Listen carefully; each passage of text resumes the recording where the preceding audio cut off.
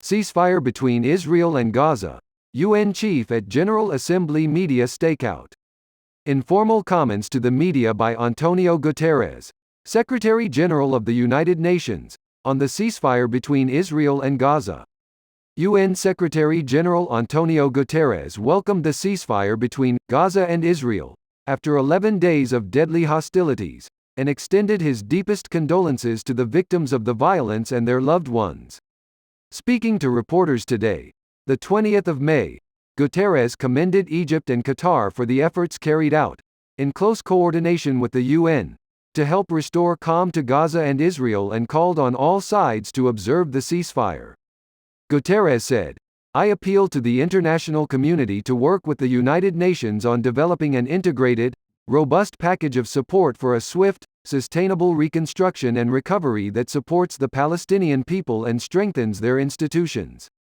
The Secretary-General stressed that Israeli and Palestinian leaders have a responsibility, beyond the restoration of calm, to start a serious dialogue to address the root causes of the conflict. He said Gaza is an integral part of the future Palestinian state and no effort should be spared to bring about real national reconciliation that ends the division. Guterres underscored the United Nations' deep commitment to working with Israelis and Palestinians, and with international and regional partners, to return to the path of meaningful negotiations to end the occupation and allow for the realization of a two-state solution on the basis of the 1967 lines, UN resolutions, international law and mutual agreements. Asked about the next steps, it would be very important to stabilize the ceasefire. He stressed the importance to have a robust program of humanitarian aid and recovery for Gaza, and to revitalize the peace process, to restart the peace process in order to have a two-state solution. UN urges political process amid Gaza reconstruction. A UN official in war-battered Gaza Sunday called for a genuine political process to avert further bloodshed after the military conflict between Israel and Islamist group Hamas that ravaged the Palestinian enclave. As thousands of Gazans slowly tried to piece back together their lives, top UN staff visited the territory after an Egyptian-brokered ceasefire Friday halted 11 days of mutual bombardment, where they warned of the deep psychological trauma of the violence. On Sunday, in a badly damaged district of Gaza City, volunteers swept up clouds of dust at the feet of collapsed buildings, while others shoveled debris onto the back of a donkey-drawn cart. A group of people wearing military uniforms. A girl looks on as members of Al-Qassam brigades, the armed wing of the Palestinian Hamas group, march in Gaza City on May 22 in commemoration of senior Hamas commander Bassem Issa, who was killed in an Israeli airstrike. A girl looks on as members of Al-Qassam brigades, the armed wing of the Palestinian Hamas group, march in Gaza City on May 22 in commemoration of senior Hamas commander Bassem Issa, who was killed in an Israeli airstrike. Israeli airstrikes on the Gaza Strip since May 10 have killed more than 200 Palestinians, rendered thousands homeless and laid waste to buildings and key infrastructure across the blockaded territory. It was the latest such bombardment to hit the crowded coastal strip of some 2 million people, after 3 previous wars with Israel since 2008.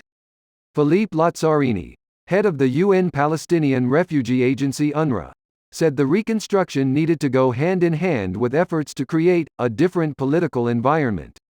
Palestinian volunteers clear the rubble in Gaza on Sunday. Palestinian volunteers clear the rubble in Gaza on Sunday.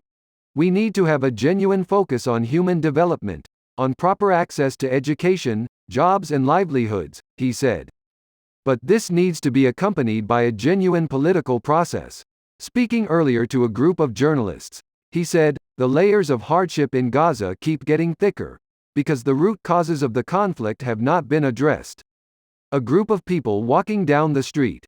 Palestinian protesters hurl rocks amid confrontations with Israeli security forces at the Hawara checkpoint south of Nablus city in the occupied West Bank on May 21. Palestinian protesters hurl rocks amid confrontations with Israeli security forces at the Hawara checkpoint south of Nablus city in the occupied West Bank on May 21. No pause to breathe, U.S. Secretary of State Antony Blinken, speaking ahead of an imminent trip to the region, reaffirmed Washington's support for a two-state solution so Israelis and Palestinians can live, with equal measures of security, of peace and dignity. Israeli strikes on Gaza killed 248 Palestinians, including 66 children, and have wounded over 1,900 people, the Gaza Health Ministry says. Rockets. Lynn Hastings, of the UN aid agency OCHA, said the intense bombing had devastated people's mental health. During the last war in 2014, we had humanitarian pauses, where people were able to get out, she said. A man standing in front of a building. An Israeli man stands in his fire-damaged home, burnt during recent violence between Arab and Jewish Israelis in Lod. An Israeli man stands in his fire-damaged home, burnt during recent violence between Arab and Jewish Israelis in Lod. That really speaks to the amount of trauma that was experienced this time, where there was absolutely no pause for people to breathe. The comments that I have heard are not, "I need access to water," even though there are 800,000 people who don't have access to clean water right now, but about the impacts on their lives overall and how they are ever going to recover from this, she said. A group of people in a tent. Children gather around a tent that Nazmi al-Dado, a 70-year-old Palestinian man, has set up on top of the ruins of his home, destroyed in recent Israeli airstrikes in Gaza City. Children gather around a tent that Nazmi al-Dado, a 70-year-old Palestinian man, has set up on top of the ruins of his home, destroyed in recent Israeli airstrikes in Gaza City. Here is my home. Sitting drinking coffee under an olive tree near his destroyed house in Gaza, Abu Yahya was furious.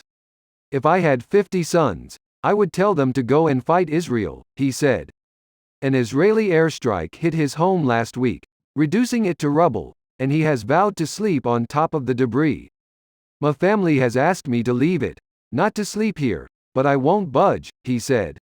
Here is my home. Authorities have begun distributing tents and mattresses in the Gaza Strip, as the UN said at least 6,000 people had been made homeless by the bombardment.